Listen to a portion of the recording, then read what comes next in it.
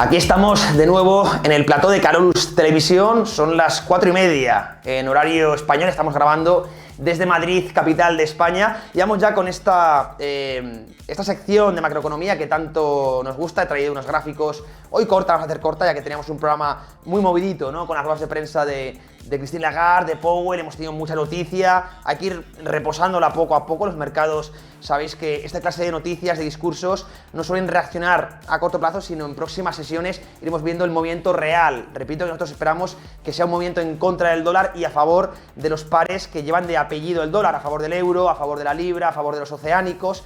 Y esperamos también esas posibles compras en el oro si va a esa zona que hemos comentado. Dicho esto, como siempre, es muy importante no solo hacer caso al técnico, no solo hacer caso al precio, sino también entender lo que está pasando detrás de los mercados, en la macroeconomía, lo que llamamos el análisis top-down. Para ello, os trato de traer gráficos, creo que muy interesantes. Vamos ya con el primero y vamos a ponerlo en grande para que no perdáis detalle. Fijaros, vamos a centrarnos un poco en Rusia y China, un poco a nivel geopolítico. Fijaros lo que está subiendo, aquí en negro lo tenéis, las exportaciones de China a Rusia y cómo están cayendo las de Occidente. Alemania lo tenéis, por ejemplo, en azul.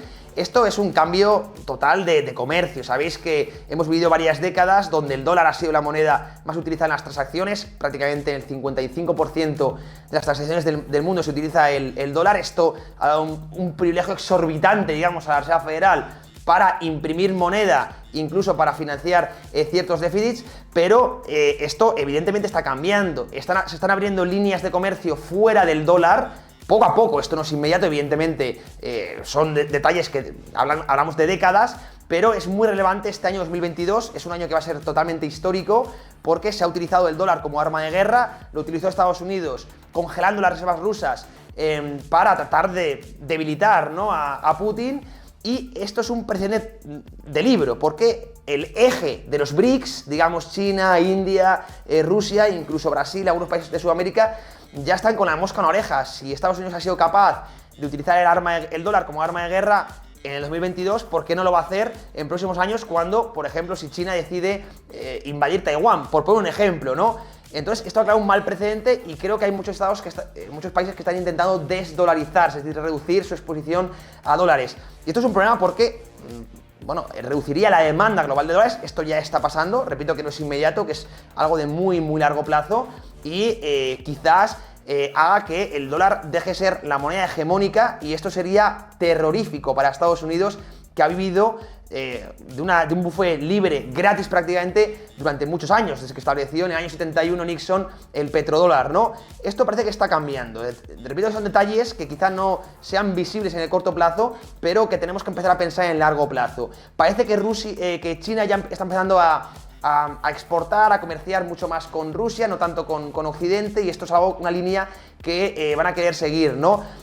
Incluso China habla de lanzar una nueva moneda colateralizada en commodities. El dinero fiat que utilizamos hoy en día está colateralizado en deuda, o en futuros impuestos, por decirlo de alguna manera. Sin embargo, se quiere volver, o es lo que parece, hay analistas que así lo piensan, yo también, a dinero respaldado en activos reales, en una cesta de commodities. Si China realmente consigue que el yuan, que es su moneda, quitar el control de capitales y realmente respaldarlo en activos reales, podemos ver un cambio hegemónico de divisa. No digo que vaya a pasar, yo simplemente doy ideas y creo que es importante por lo menos reflexionar sobre ellas.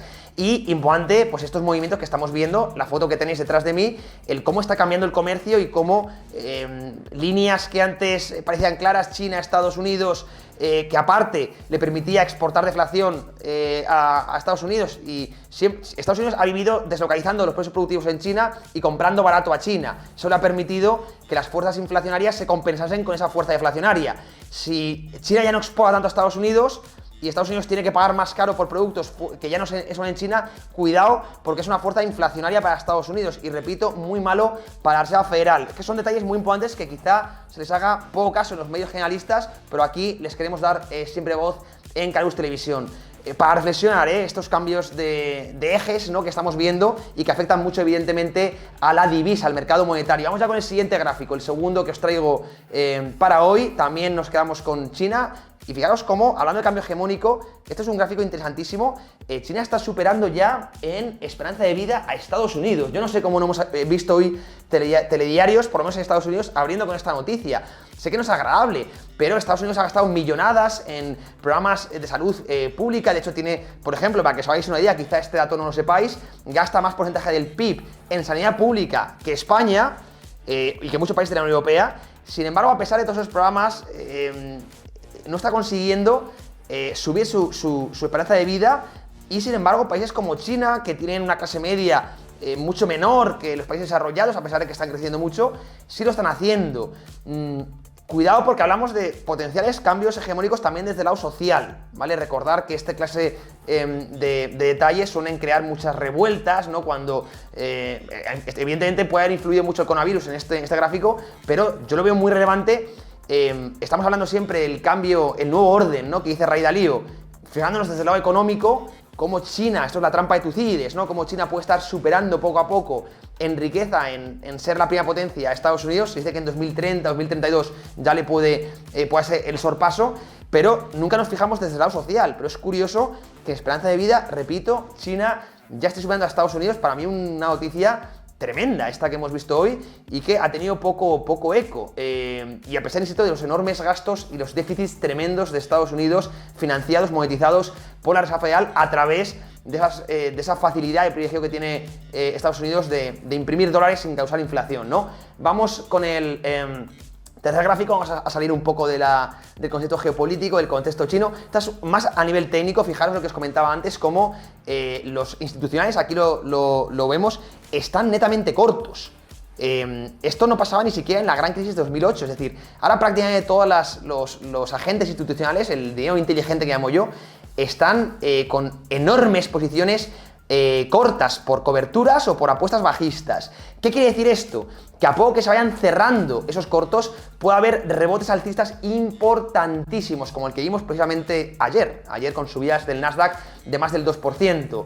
¿Y qué quiere decir? Que hay poco recorrido a la baja, porque si las grandes manos fuertes están netamente cortos, no hay mucho más corto que puedan meterse en el mercado, por hablar bruto y mal, ¿no? Sin embargo, sí que hay mucha posibilidad de que se cierren cortos y eso cause los famosos short squeeze, cause rebotes técnicos muy importantes. Gráfico a tener muy en cuenta, y gráfico, repito, que puede provocar a corto plazo rebotes alcistas muy importantes por movimientos profesionales de cierre de cortos. Es que es tremendo, la exposición ahora mismo, repito, mayor que en la gran crisis financiera del año 2008. Tremendo. Vamos también con el siguiente gráfico y último de la tarde, esta parte macroeconómica. Fijaros cómo os hablo de que la inflación puede estar moderándose, puede estar tocando techo. Hemos visto cómo el petróleo descendía un 30% desde sus máximos anuales, y estos son los futuros de gasolina. En Estados Unidos ya cotizan a un 50% por debajo de sus máximos.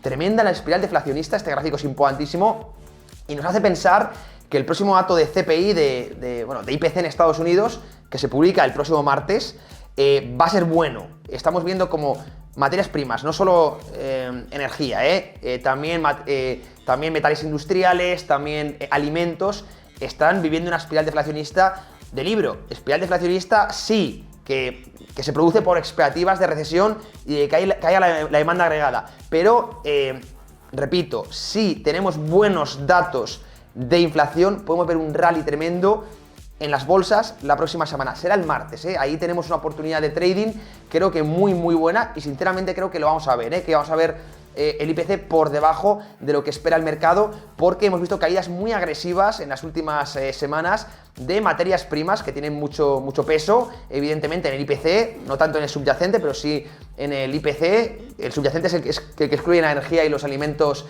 frescos, pero creo que vamos a ver noticias positivas, y esto puede generar, repito, junto con el short squeeze que comentábamos antes desde el lado técnico, cierre de cortos, podemos generar desde el lado fundamental un catalizador tremendo para ver rallies de corto plazo importantes. Es lo que comentábamos de esa onda C alcista antes de volver a pensar en caídas. Pero repito, esa onda C, a corto plazo estamos ya con el traje de toro puestos para tratar de subirnos a este posible rebote técnico bullish que viene dado por fundamental esa posible moderación del IPC que permita a su vez moderar el ritmo de subida de tipos a la Reserva Federal, que se acerca a ese objetivo del soft landing que decía Powell, oye, contraemos la inflación sin crear una recesión. Bueno, de momento parece que no anda muy lejos ese objetivo. Powell no es lo mismo que Europa, que repito, que está en una situación mucho más compleja, pero Powell sí que parece que, desde mi punto de vista, no entraremos en recesión en 2022, aunque bueno, desde el lado técnico ya podemos decir que ha entrado con esos 2 primeros trimestres negativos.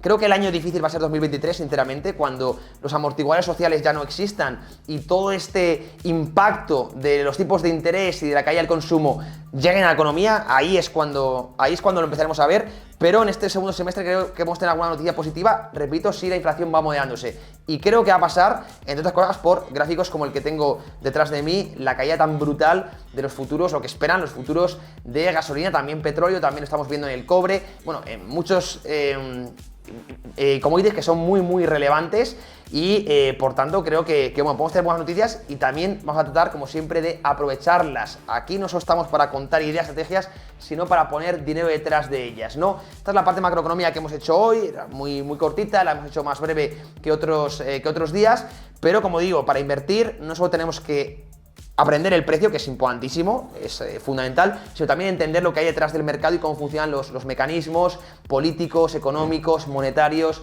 y geopolíticos, por supuesto. En esto último no somos expertos de geopolítica, pero por supuesto tenemos libertad para dar nuestra opinión y por supuesto os la pido a vosotros en el chat, comentarme un poco cómo veis todas estas cosas. Ahora os voy a leer. Dicho